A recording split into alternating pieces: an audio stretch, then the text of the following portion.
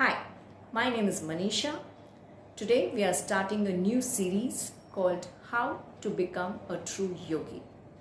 Now, in the confines of a studio, what we can typically teach you as a yoga teacher is asanas and pranayama. But yoga is much more than just these two. And in order for you to become a true yogi, you need to adapt a lot of other things into your life, right?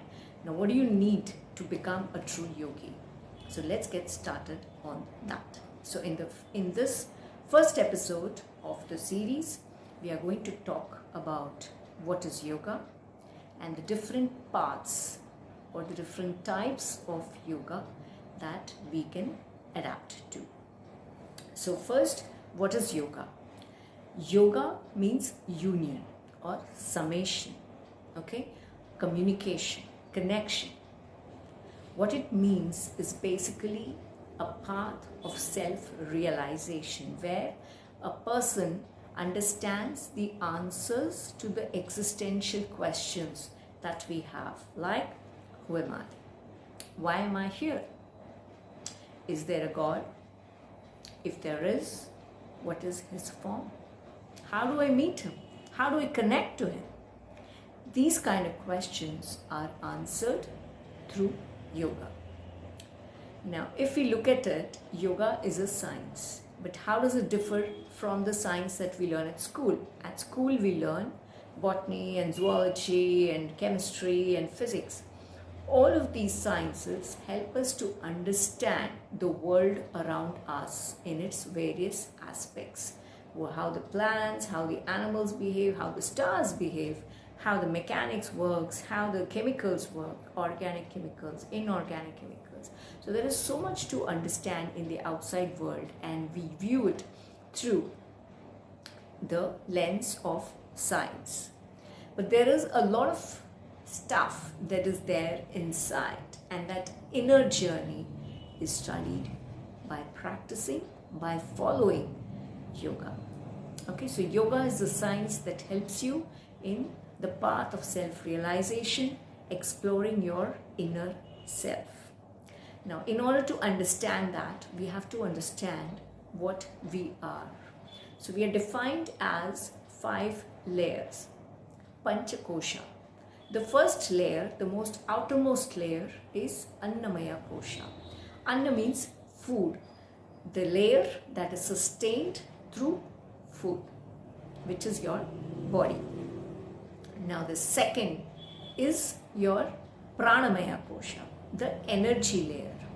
The pranayama we do, right? Breathing in and breathing out.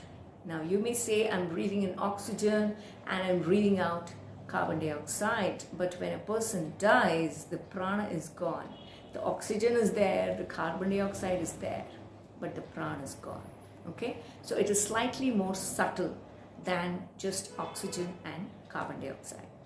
Now the third layer is even more subtle. It is called as the Manomaya Kosha, which means the mental layer. At this layer we have thoughts and emotions, right? Everything that we feel and everything that we think is part of this layer. Now the fourth layer is the Vijnanamaya Kosha.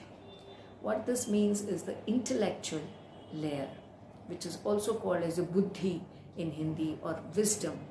The power to decide between different options as to what is it that you actually wish to take, right? That needs some intellect, some wisdom. Buddhi is applied to make your choices in life. The fifth layer, the most important, the most innermost layer, is called as the Anandamaya Kosha. Ananda means joy or bliss. Why is it called as the Anandamaya Kosha? It is at this layer that all the confusion is gone. All the questions are answered when you have reached self-realization, and so there is complete bliss. And that is the reason why it is called as the Anandamaya Kosha. Now, yoga is the mechanism, the means through which you reach from the outermost layer to the innermost layer. Okay. Now, Anandamaya Kosha is also considered as the layer of the soul. So we have the physical body, we have the energy, we have the mind, we have the intellect, and then we have the soul. Now, we have understood what is yoga. Let us understand the different parts of yoga as defined in the Bhagavad Gita. So there are 4 parts of yoga. The first part of yoga is Jnana Yoga. Jnana Yoga means the path of knowledge. Now this path is suitable for ascetics. Ascetics means brahmacharis, sannyasis, sadhus, people who leave all attachment of family, of wealth, leave their homes, travel away to the forest or to the Himalayas or to the caves, and there they live in ashramas and they learn. So here it is very important for a yogi who follows the path of Jnana Yoga to have a guru who has already attained self-realization, so that he can direct the disciples in the same path. Now it is very difficult in this day and age to find yogis who have self-realization, and that is one of the reasons why it is considered as not very suitable for most people. Also, a lot of people do not want to leave their families and go away. The second path of self-realization or yoga is Karma Yoga. This path is suitable for householders, also called as grahast, people with families, with relationships, who are doing their day-to-day activities, fulfilling the responsibilities of the roles played by this body as a son or a daughter, as a spouse, as a parent, as an employee or a businessman or an artist, whatever be your profession, as a professional, as a citizen of the country or the world, right? So everything comes with a lot of duties, a lot of responsibilities, and the Karma Yogi performs all of these, right? He does not detach himself. He performs all the responsibilities, all the duties that are part of his every role that his body takes. However, every action that he does, every karma that he does is dedicated to God.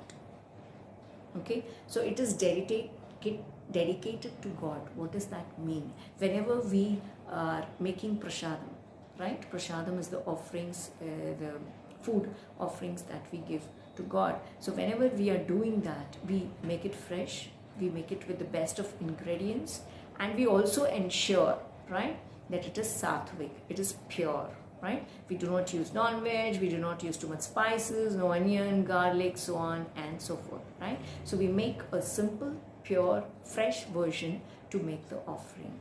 When it is the karma which is the offering to God, what it means is that you are going to ensure that it is honest, sincere, loyal, to the best of your capability in every action that you perform, with selfless, egoless manner. Alright, so that is Karma Yoga. Now let us come to Bhakti Yoga, the third part of yoga or self-realization. Now Bhakti Yoga is considered as suitable for all. You can be an ascetic, you can be a householder, you can be an atheist. Well, you can't be an atheist. You have to believe in God to love God, right? So if you are a bhakta, then you have a very beloved, strong relationship of love with God. And this love is selfless. It's not the love which says, okay, God, if you do this for me, I'm going to do that for you. It's not a business deal. It is pure love. It is selfless love. It is unconditional love. It is very important to understand it is unconditional love. There is no condition that if you get me the latest iPhone from Apple, or if you get me that job or that car or that promotion or that girl, whatever it is not conditional on what God gives you. It is pure, selfless, ego-free love for God. Okay? And last is your Raja Yoga. This yoga is what I would term as a technical way of self-realization. Okay, so one of the key forms of Raj Yoga is Ashtanga Yoga defined by Maharishi Patanjali. This, as the name suggests, Ashtang, 8 components or 8 parts. So this has 8 parts, and 2 of these parts are Asana and Pranayama, which is what you learn in the studio. But there are 6 other parts called Yama, which is rules of social conduct, how a yogi behaves with the rest of the society around him. Second is Niyama. What is Niyama? Niyama are the regulations of personal conduct, yani ki how the yogi behaves with himself, or what is his attitude, what are his duties with respect to self.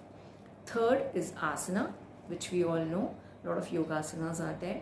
Fourth is Pranayama, that is breathing, methods of breathing. There is important part of it is Kumbhaka, retention of breath. And fifth is Pratyahar. Pratyahar is withdrawal of the senses. What are the senses? We have 5 sense organs: a sense of sight through the eyes, sense of smell through the nose, sense of taste through your tongue, sense of hearing through your ears, and sense of touch through your skin. So these are our 5 sense organs through which we experience the world around us. Imagine if all these 5 were not working, you could not know anything of the outside world.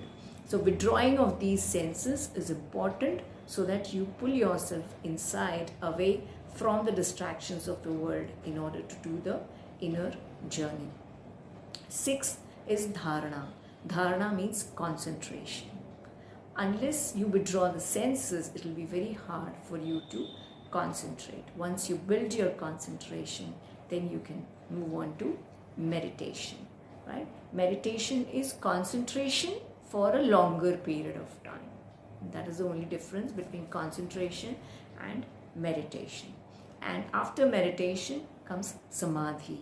Samadhi is when you are so absorbed into meditation that you do not know yourself. There is no difference for you in where you are, what you're meditating on, and the act of meditation itself. It all becomes one. आप ईश्वर में समा जाते हो, उसी को समाधि कहते हैं. You become one with your Creator. So these are the 8 aspects of Ashtanga Yoga. Let's have a short recap. What is yoga? Yoga is the path to self-realization. Panchakoshas. What are the 5 layers? The physical layer, the energy layer, the mental layer, intellectual layer, and the blissful layer. What are the types of yoga? First is Jnana Yoga, the path of knowledge. Second is Karma Yoga, the path of action. Third is Bhakti Yoga, the path of love. And the last is Raj Yoga, or the path of meditation. Thank you. This is all for today. We'll see you.